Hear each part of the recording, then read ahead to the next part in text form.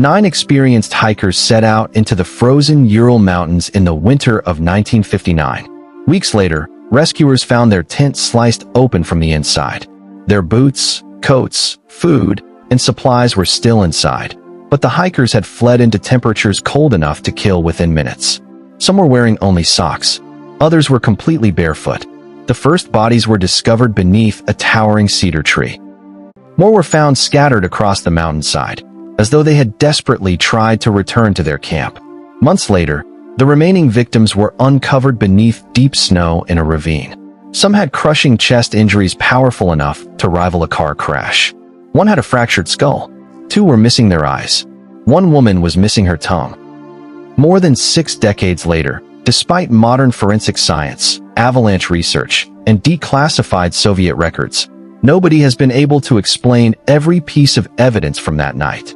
This is the story of the Dyatlov Pass incident, one of the greatest unsolved mysteries of the 20th century. To understand why this case continues to fascinate the world, we first need to understand the people at the center of it. Contrary to popular belief, these were not reckless adventurers or inexperienced campers. They were among the Soviet Union's most skilled young hikers, trained to survive in some of the harshest winter conditions imaginable. The expedition was organized through the Ural Polytechnic Institute, where outdoor expeditions were taken very seriously. Leading the group was 23-year-old Igor Dyatlov, a brilliant radio engineering student with a reputation for being calm, disciplined, and exceptionally organized. Friends described him as someone who always prepared for every possible situation before heading into the wilderness. Joining him were 8 equally capable companions.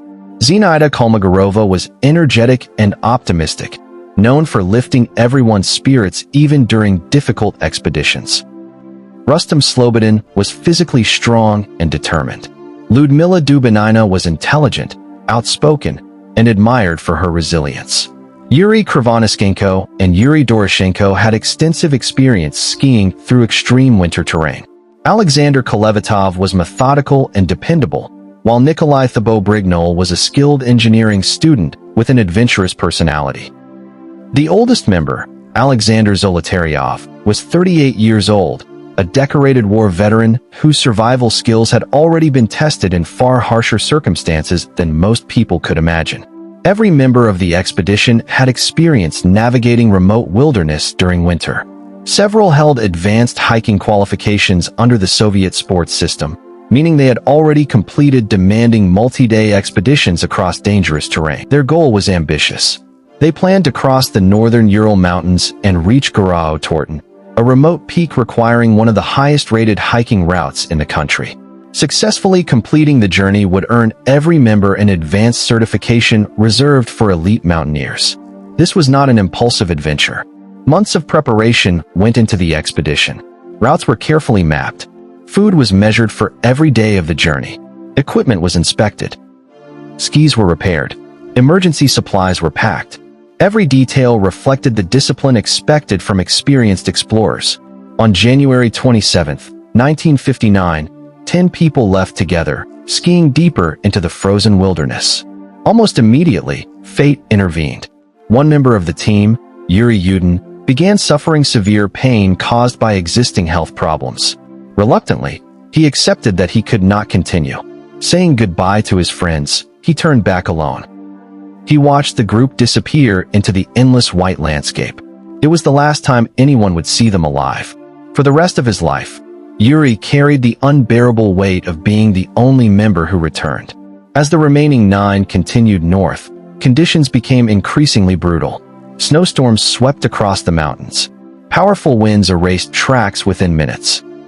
Temperatures regularly dropped below -25 degrees Celsius, and every kilometer became more physically demanding than the last. Yet their diaries and photographs reveal something unexpected. Instead of fear, there was laughter. The group joked with one another while setting up camp. They posed for photographs wearing homemade costumes. They teased each other during meal breaks. They sang songs and recorded humorous diary entries describing the challenges of the journey. Looking through those photographs today is haunting. Smiling faces stare confidently into the camera, completely unaware that history would remember them not for reaching their destination, but for becoming one of the world's greatest mysteries. By the end of January, the hikers had entered one of the most isolated regions of the Ural Mountains. Their route would eventually bring them to the slopes of a mountain known by the indigenous Mansi people as Koletsyakal. The name is commonly translated as Dead Mountain. Contrary to popular myths, the name did not originate because people regularly died there. Historians believe it referred to the mountain's barren landscape, where little wildlife could survive. Even so, the name has become impossible to separate from the tragedy that unfolded there. The expedition remained on schedule. According to their travel plan, they expected to reach the nearby settlement of Vizhai around February 12th. Once there, Igor Dyatlov intended to send a telegram confirming their safe return. Everyone expected a delay of a day or two. Experienced hikers often encountered bad weather that slowed their progress. When February 12th passed without any message, nobody was overly concerned. When several more days passed, concern slowly turned into anxiety. Friends began contacting the university. Families asked whether anyone had heard from the group. Still, there was no news. Finally, on February 20th, nearly a week after the expected return date, authorities authorized a search operation. Volunteers from the university were the first to head into the mountains. Soon, they were joined by experienced rescue teams, military personnel, police officers, aircraft, and local guides familiar with the harsh landscape. Nobody imagined the scene they were about to discover. After days of searching through snow-covered valleys and exposed mountain slopes, rescuers finally spotted something unusual on February 26th. A tent. It stood alone against the white mountainside, partially buried beneath drifting snow. At first glance, it appeared surprisingly intact. There were no signs of a massive avalanche, no evidence of a violent struggle, no footprints belonging to strangers, just one lonely tent standing in complete silence. As the searchers approached, they noticed something deeply unsettling. The entrance flap remained closed. It was still tied shut, yet one entire side of the tent had been sliced open. Not ripped, not torn by the wind, cut from the inside with a knife. The rescuers climbed inside. Everything the hikers needed to survive was still there. Their heavy winter coats, their boots, blankets, food, cooking equipment, personal belongings, even cameras containing photographs from the expedition. It looked as though 9 people had suddenly abandoned everything they owned within seconds.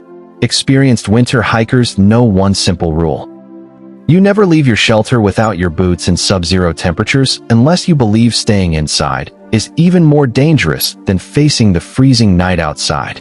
Whatever happened inside that tent convinced every single member of the group to make that impossible decision. Outside, investigators found another chilling clue. A trail of footprints leading away from the tent. The tracks descended calmly toward the forest below. There was no evidence of running. No signs of panic. No indication that anyone had been chased. But something about those footprints immediately caught everyone's attention. Several had been made by people wearing only socks. Others belonged to someone walking barefoot. One trail appeared to have been left by someone wearing only a single boot. In temperatures approaching -30 degrees Celsius, every step they took brought them closer to death. Why would 9 experienced hikers willingly leave behind everything they needed to survive? That question would become the beginning of one of history's greatest mysteries. The footprints stretched down the mountainside for nearly 1.5 kilometers before disappearing into the forest below. To the searchers, one detail stood out immediately. The tracks were orderly. They were not the footprints of people sprinting for their lives. Instead, they suggested that the group had walked downhill together. Whatever had forced them out of the tent had been terrifying enough to abandon their shelter, yet not so immediate that they were running in blind panic. That contradiction has puzzled investigators ever since. The trail led to the edge of a giant Siberian cedar tree standing alone in the frozen forest. Beneath it, rescuers made their first heartbreaking discovery. 2 bodies lay beside the remains of a small campfire. They were Yuri Krivonischenko and Yuri Doroshenko. Both were dressed in little more than their underwear despite temperatures cold enough to freeze exposed skin within minutes. The fire they had built was small, barely enough to provide warmth. Around them were broken branches scattered across the snow. Looking higher into the cedar tree, investigators noticed something unusual. Large branches had been snapped several meters above the ground. Pieces of skin were embedded in the bark. The evidence suggested that at least one of the men had climbed the tree with freezing, injured hands. But why? Were they trying to look back toward the tent? Were they searching for their friends? Or were they trying to escape something lurking below? Nobody could say. One thing was clear. By the time they reached the tree, they were already fighting for survival. The two men eventually succumbed to the brutal cold, but their story did not end there. Investigators soon noticed that some of the clothing worn by the victims farther up the mountain appeared to have belonged to Yuri and Doroshenko. This suggested something remarkable. After the first two died, the remaining survivors removed their clothes in a desperate attempt to keep themselves warm. It was a heartbreaking example of what survival experts call post-mortem clothing redistribution. In the wilderness, when temperatures become impossible to survive, the living sometimes have no choice but to take clothing from those who have already died. It was not an act of disrespect. It was an act of desperation. Continuing back up the slope, searchers made another discovery. Roughly 300 meters from the cedar tree lay the body of Igor Dyatlov. One arm was stretched toward the mountain, as though he had been crawling through the snow. He was facing the direction of the abandoned tent. A little farther uphill lay Zinaida Kolmogorova. She too was facing the tent. Then came Rustam Slobodin. He was even closer. Their positions revealed something extraordinary. At some point after reaching the forest, at least 3 members of the expedition had made the impossible decision to return. Perhaps they believed the danger had passed. Perhaps they realized they could not survive another hour without the supplies inside the tent. Or perhaps someone back at the campsite needed help. Whatever their reason, they never made it. One by one, exhausted by freezing temperatures, they collapsed in the snow before reaching safety. By early March, investigators had recovered 5 of the 9 hikers. The official conclusion seemed straightforward. Exposure. Hypothermia. A tragic winter accident. But there was one enormous problem, for people were still missing. Rescue teams searched every surrounding valley, forest, and mountainside. Days became weeks. Weeks became months. Heavy snow buried much of the landscape, making further searches almost impossible. Then, in early May, as spring slowly melted the snow, searchers noticed a depression in a ravine nearly 75 meters beyond the cedar tree. They began digging.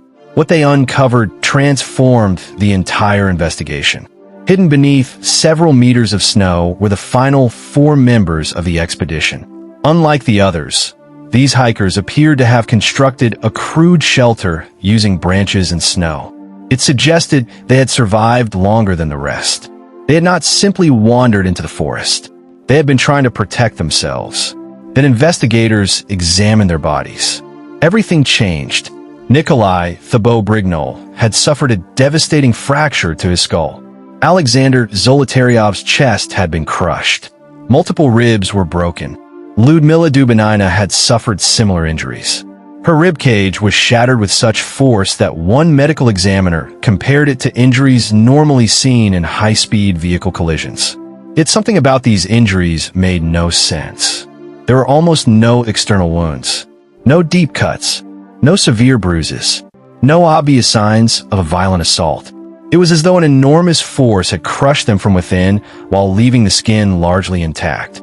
Even experienced forensic specialists struggled to explain how such injuries could occur. Then investigators noticed something even more disturbing. Lyudmila Dubinina was missing her tongue. Her eyes were gone. Parts of her lips and facial tissue had also disappeared. Another victim was missing both eyes. When news of these discoveries became public, rumors spread rapidly. Some believed the hikers had been attacked by unknown killers. Others blamed secret military experiments. Some even claimed supernatural forces were responsible. But modern forensic science offers a less mysterious explanation for at least part of this evidence. The 4 victims had spent more than 2 months buried beneath snow in a damp ravine with flowing water beneath the ice. As the bodies decomposed, small scavenging animals naturally fed on the softest exposed tissue first. Eyes, lips, tongues. Although deeply unsettling, these injuries are considered consistent with natural decomposition under those conditions. Yet that explanation solved only one piece of the puzzle. The crushing injuries remained far more difficult to understand. According to the pathologist who performed the autopsies, the force required to produce those injuries would have been enormous, comparable to the impact of a serious car crash. But there had been no cars, no explosions, no evidence of another group, no signs of violence. Just 9 hikers alone on a frozen mountain. Then another strange discovery emerged. Some articles of clothing recovered from the victims showed radiation levels above what investigators considered normal background levels. It was not enough to cause immediate illness, but it was unusual. Where had it come from? One possible explanation involved Yuri Krivonischenko. Before the expedition, he had worked at a Soviet facility connected to nuclear materials, making accidental contamination possible. Even so, the finding only added another unanswered question to a case already overflowing with mysteries. As investigators gathered the evidence, they expected the clues to point toward a clear explanation. Instead, every answer seemed to create 2 more questions. And soon, the official investigation would reach one of the strangest conclusions ever written in a criminal case. According to Soviet authorities, the 9 hikers had died because of a compelling force that they were unable to overcome. No further explanation. No identified cause. No named suspect. Just a single vague sentence that would fuel speculation for generations. The phrase "a compelling force that they were unable to overcome" should have closed the investigation. Instead, it became the sentence that kept the mystery alive for more than 60 years. In the Soviet Union, official reports were usually precise. Investigators were expected to identify a cause of death, assign responsibility where possible, and close the case with a clear conclusion. The Dyatlov report did none of those things. There was no identified attacker, no confirmed natural disaster, no evidence of murder, no explanation for why 9 experienced hikers abandoned a safe shelter and died scattered across a frozen mountain. Soon after the investigation ended, the case files were sealed. Access became restricted, and for decades only fragments of information circulated among researchers and the victims' families.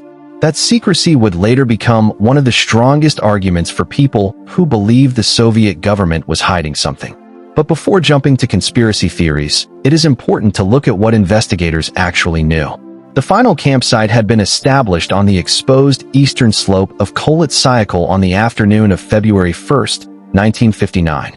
Instead of descending into the protection of the forest, the group chose to camp high on the mountain, possibly because they had lost visibility in worsening weather and did not want to lose altitude they would need to regain the next morning. To pitch the tent, they cut into the snow-covered slope and created a level platform.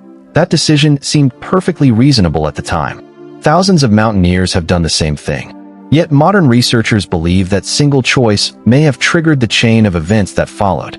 For many years, avalanche experts dismissed the avalanche explanation entirely. The slope appeared too gentle, and when searchers found the tent weeks later, it was still partially standing. There was no enormous pile of debris that looked like a classic avalanche. Because of that, alternative theories flourished. One of the earliest involved secret Soviet military testing. The late 1950s were the height of the Cold War. The Soviet Union was conducting weapons research across remote regions of the country, and the northern Urals were sparsely populated enough that unusual military activity could potentially go unnoticed. Several witnesses, including other hiking groups in the broader region, later reported seeing strange orange or yellow lights in the sky around the time of the incident. Some described glowing spheres moving silently above the mountains. To conspiracy theorists, this was the missing piece. Perhaps the hikers had witnessed a missile test. Perhaps they had encountered parachute mines designed to explode above the ground with powerful shock waves. Perhaps the radiation traces on the clothing were evidence of military involvement. The theory became even more popular when researchers learned that criminal investigator Lev Ivanov, who led the original case, later gave interviews suggesting he had personally considered the possibility that unusual aerial phenomena were involved. However, when historians searched Soviet military archives, they found no confirmed evidence of weapons tests being conducted at that specific location on that specific night. The orange lights could have had far more ordinary explanations, including distant rocket launches, atmospheric effects, or even meteors. The military theory remains possible, but it has never been supported by hard evidence. Another idea was even stranger. Researchers proposed that powerful winds blowing across the mountain could have created a phenomenon known as a Kármán vortex street. Under certain conditions, air flowing around a mountain peak can generate extremely low-frequency sound waves called infrasound. Humans cannot consciously hear infrasound, but some studies suggest it can produce feelings of anxiety, dread, nausea, and panic. According to this theory, the hikers may have experienced overwhelming fear for no obvious reason, causing them to leave the tent in a confused state. It is an intriguing psychological explanation, and it accounts for the absence of an obvious external threat. But it has a major weakness. Infrasound does not crush rib cages or fracture skulls. The severe injuries found in the ravine still required another explanation. As scientists continued studying the case, attention gradually returned to the possibility that the mountain itself had been responsible. In 2021, a team of researchers from the Swiss Federal Institute of Technology in Lausanne, EPFL, and other institutions published one of the most detailed scientific analyses ever conducted on the Dyatlov Pass incident. Using computer models originally developed to simulate snow movement for animated films, they reconstructed the slope and weather conditions from the night of February 1st. Their conclusion was surprising. They argued that the hikers' excavation of the slope may have weakened a layer of snow above the tent. Strong winds could then have gradually deposited additional snow uphill from the campsite. Hours later, while the group was sleeping, a small slab avalanche may have broken loose and collapsed onto the tent. This was not the massive roaring avalanche people usually imagine. It could have been a relatively compact block of dense snow, heavy enough to partially crush the tent and seriously injure anyone lying beneath it. Suddenly, several pieces of the puzzle began to fit together. The hikers cut their way out of the tent because the normal entrance was blocked or difficult to use. They fled quickly because they feared a second collapse. Some left without boots because there was no time to dress properly. The crushing chest injuries could have resulted from heavy snow compressing victims against skis, equipment, or hard-packed snow beneath them. The lack of severe external bruising was consistent with distributed compression injuries, where forces spread across a broad area rather than concentrated at a single point. For the first time, a single theory explained both the flight from the tent and the mysterious internal injuries. Yet even this improved model did not answer everything. Why did the group walk so far from the tent instead of stopping nearby to dig out their supplies? Why were they unable to relocate the tent, which was still visible on the open slope? Why did some members attempt to return while others remained in the forest? To answer those questions, survival experts have reconstructed what may have happened after the escape. Imagine the situation. It is the middle of the night. A violent pressure collapses part of your tent. You believe the slope above you may be unstable. Snow is blowing across the mountain, reducing visibility almost to zero. Temperatures are approaching -30°C. The group retreats downhill to the nearest sheltered area, the forest. There they attempt to build a fire beneath the cedar tree. But a small fire cannot keep 9 freezing people alive for long. At some point, the group likely split into smaller teams. 1 pair remained at the fire. 3 attempted to return to the tent and retrieve supplies. 4 others moved deeper into the forest and tried to construct a more permanent snow shelter in the ravine. That reconstruction matches the locations where the bodies were found. It also transforms the story from a single mysterious event into a series of desperate survival decisions made under catastrophic conditions. The 4 hikers in the ravine may have survived the longest. They had gathered branches, created a depression in the snow, and were partially sheltered from the wind. But sometime during the night, they suffered the devastating injuries that would make the case famous. One possibility is that the roof of their snow shelter collapsed, driving them into the rocks hidden beneath the snowpack. Another is that they fell into the ravine while moving through the darkness. Under several meters of snow, even a relatively short fall onto rocks could produce enormous compressive forces. Again, the avalanche-related reconstruction does not provide absolute certainty, but it shows that the injuries can be explained by natural forces without requiring murder, monsters, or secret weapons. And that is what makes the Dyatlov Pass incident so frustratingly compelling. Every time researchers think they have solved it, 1 or 2 details remain stubbornly unresolved. The radiation traces, the reported lights in the sky, the strange behavior of abandoning the tent, the vague wording of the official report. Individually, each mystery may have a plausible explanation. Together, they create a case that feels larger than the sum of its parts. By the 21st century, the Dyatlov Pass incident had become a global obsession. Documentaries, books, scientific papers, podcasts, and films examined every photograph, every diary entry, every autopsy report, and every weather record from that frozen night in 1959. Then, in 2019, Russian authorities made an unexpected announcement. After decades of public pressure, they would reopen the investigation. For a moment, it seemed possible that modern forensic science might finally deliver the definitive answer that generations of researchers had been searching for. But when the new investigation reached its conclusion, the mystery was far from over. When Russian authorities reopened the case in 2019, expectations were enormous. For decades, families, historians, scientists, and amateur investigators had argued over what really happened on the night of February 1, 1959. Many hoped that modern technology would finally uncover evidence the original investigators had missed. The investigation lasted months. Experts re-examined weather records, terrain maps, forensic reports, photographs, witness statements, and the original case files. Avalanche specialists studied the mountain's geography. Meteorologists reconstructed the weather conditions. Forensic scientists revisited the injuries using modern medical knowledge. When the findings were finally announced, the conclusion was clear. The most likely explanation was a small slab avalanche, followed by hypothermia. According to investigators, the hikers probably left the tent because they believed another collapse was imminent. They moved toward the shelter of the forest, where they attempted to survive until daylight. As the hours passed and temperatures continued to fall, exhaustion, darkness, and the relentless cold gradually claimed their lives. For the Russian government, the case was closed. For many people around the world, it wasn't. Critics argued that while the avalanche theory answered many questions, it still relied on assumptions that could never be proven. No one knows exactly what woke the hikers. No one knows the precise moment they decided to cut open the tent. No one knows what each member of the group was thinking as they walked into the darkness. The only witnesses died on that mountain. That is what makes this case different from almost every other mystery. There are no survivors, no final message, no recorded distress call, only silent evidence left behind in the snow.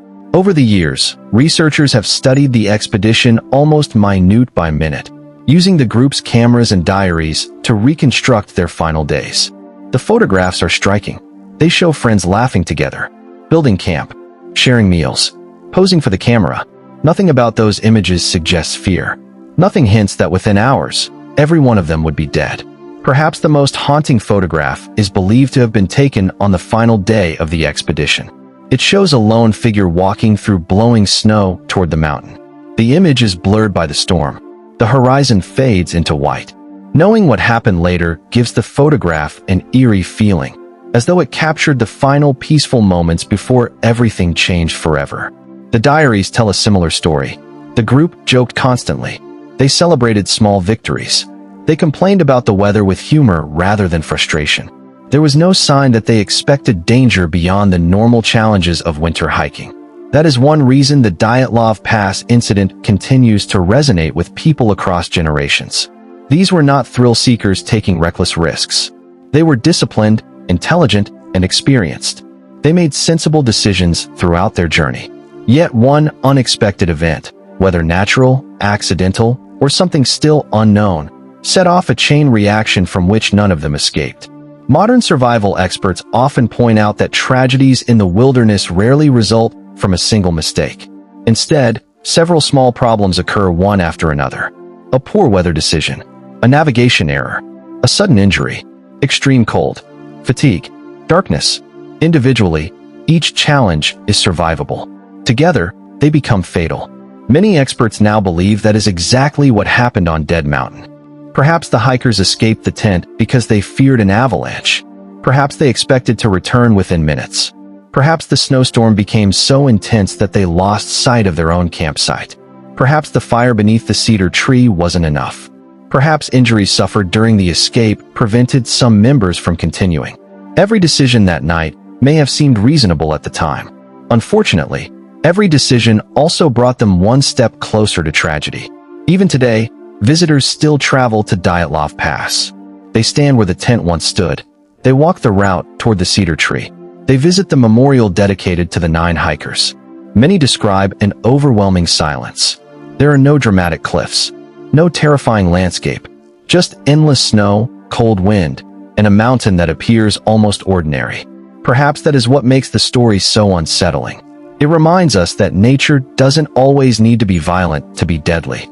Sometimes survival depends on a handful of decisions made in minutes under impossible conditions. And sometimes, despite experience, preparation, and courage, those decisions are not enough. More than 60 years have passed since Igor Dyatlov and his friends disappeared into the frozen wilderness. Their families grew old searching for answers. Scientists continue debating the evidence. New theories still appear every year. Yet the mountain has never revealed exactly what happened during those final hours. Maybe one day, new evidence will emerge.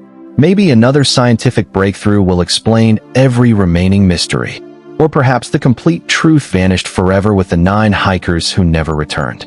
Whatever happened that night, one fact remains undeniable. 9 people entered the Ural Mountains prepared for one of the most difficult expeditions of their lives. None of them expected it to become their last. Their story has outlived governments, generations. Perhaps the hikers escaped the tent because they feared an avalanche. Perhaps they expected to return within minutes. Perhaps the snowstorm became so intense that they lost sight of their own campsite. Perhaps the fire beneath the cedar tree wasn't enough. Perhaps injuries suffered during the escape prevented some members from continuing.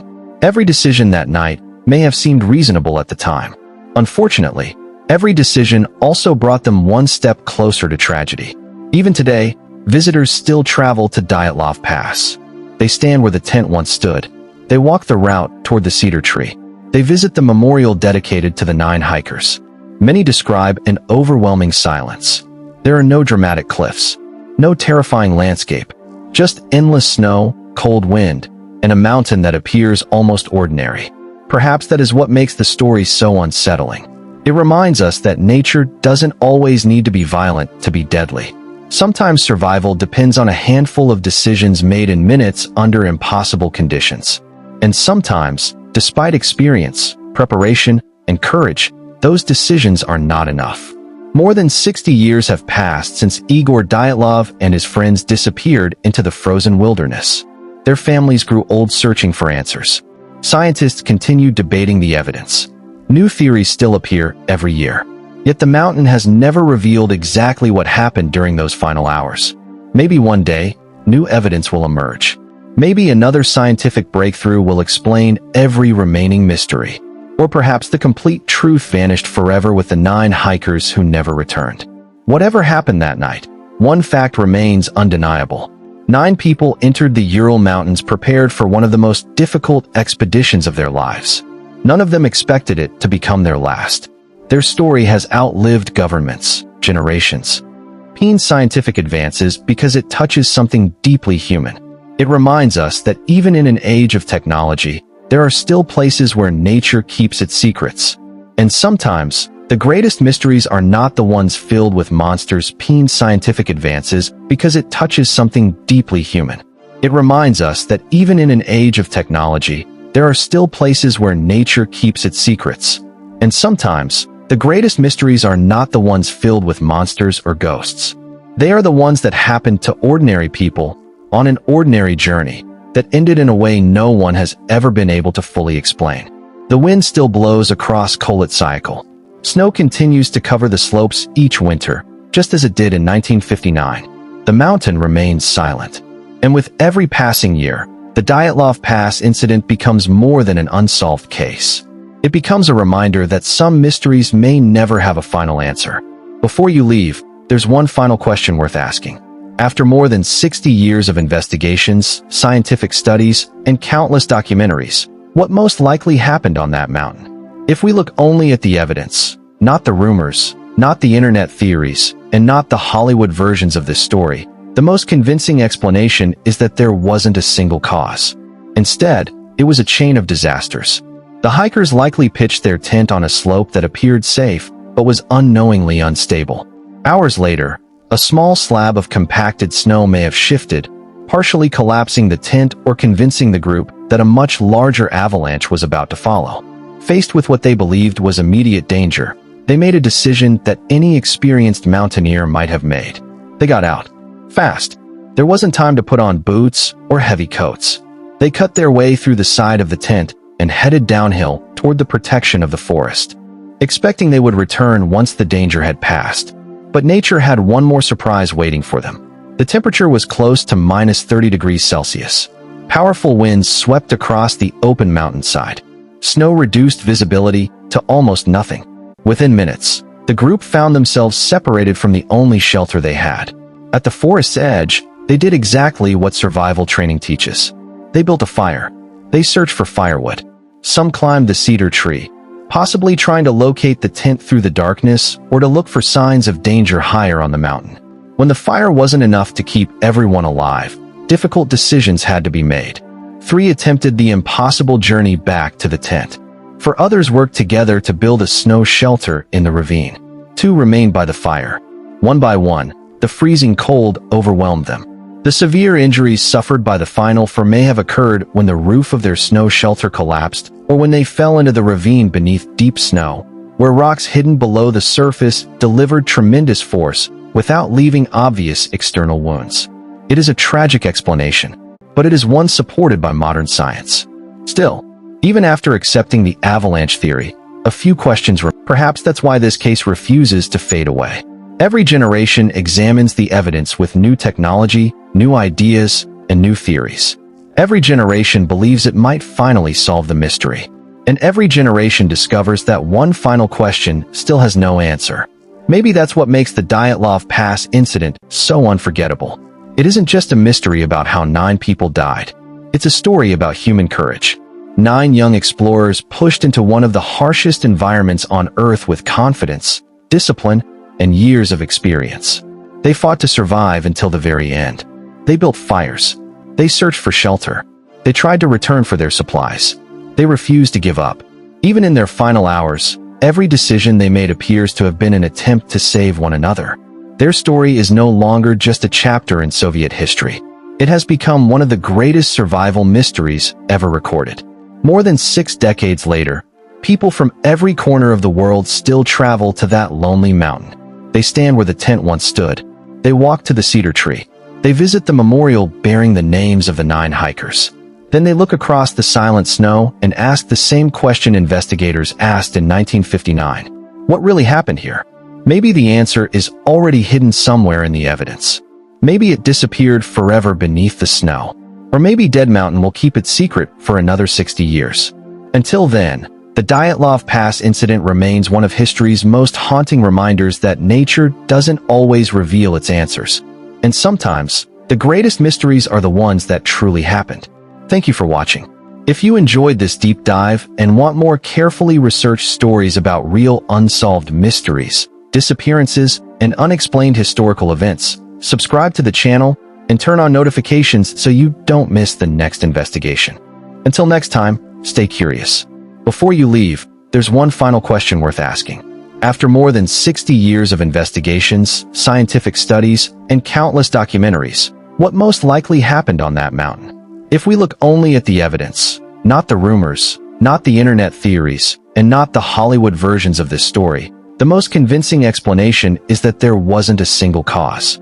Instead, it was a chain of disasters. The hikers likely pitched their tent on a slope that appeared safe, but was unknowingly unstable. Hours later, a small slab of compacted snow may have shifted, partially collapsing the tent or convincing the group that a much larger avalanche was about to follow. Faced with what they believed was immediate danger, they made a decision that any experienced mountaineer might have made. They got out. Fast. There wasn't time to put on boots or heavy coats. They cut their way through the side of the tent and headed downhill toward the protection of the forest, expecting they would return once the danger had passed. But nature had one more surprise waiting for them. The temperature was close to minus 30 degrees Celsius. Powerful winds swept across the open mountainside. Snow reduced visibility to almost nothing. Within minutes, the group found themselves separated from the only shelter they had. At the forest's edge, They did exactly what survival training teaches. They built a fire. They searched for firewood. Some climbed the cedar tree, possibly trying to locate the tent through the darkness or to look for signs of danger higher on the mountain. When the fire wasn't enough to keep everyone alive, difficult decisions had to be made. 3 attempted the impossible journey back to the tent. 4 others worked together to build a snow shelter in the ravine. 2 remained by the fire. One by one, the freezing cold overwhelmed them. The severe injuries suffered by the final 4 may have occurred when the roof of their snow shelter collapsed or when they fell into the ravine beneath deep snow, where rocks hidden below the surface delivered tremendous force without leaving obvious external wounds. It is a tragic explanation, but it is one supported by modern science. Still, even after accepting the avalanche theory, a few questions remain. Why did some witnesses report strange glowing lights in the sky during those same nights? Why were traces of radiation found on some clothing? Why was the original Soviet report so vague? Were those details simply unrelated coincidences that became woven into the legend over time? Or were they clues to something investigators never fully understood? The truth is, we may never know. History is filled with mysteries that were eventually solved because someone survived to tell the story. The Dyatlov Pass incident is different. The only people who knew exactly what happened that night never came home. The mountain kept their secret. Perhaps that's why this case refuses to fade away. Every generation examines the evidence with new technology, new ideas, and new theories. Every generation believes it might finally solve the mystery. And every generation discovers that one final question still has no answer. Maybe that's what makes the Dyatlov Pass incident so unforgettable. It isn't just a mystery about how 9 people died. It's a story about human courage. 9 young explorers pushed into one of the harshest environments on Earth with confidence, discipline, and years of experience. They fought to survive until the very end. They built fires. It has become one of the greatest survival mysteries ever recorded. More than 6 decades later, people from every corner of the world still travel to that lonely mountain. They stand where the tent once stood. They walk to the cedar tree. They visit the memorial bearing the names of the 9 hikers. Then they look across the silent snow and ask the same question investigators asked in 1959. What really happened here? Maybe the answer is already hidden somewhere in the evidence. Maybe it disappeared forever beneath the snow. Or maybe Dead Mountain will keep its secret for another 60 years. Until then, the Dyatlov Pass incident remains one of history's most haunting reminders that nature doesn't always reveal its answers. And sometimes, the greatest mysteries are the ones that truly happened. Thank you for watching. If you enjoyed this deep dive and want more carefully researched stories about real unsolved mysteries, disappearances, and unexplained historical events, subscribe to the channel and turn on notifications so you don't miss the next investigation. Until next time, stay curious.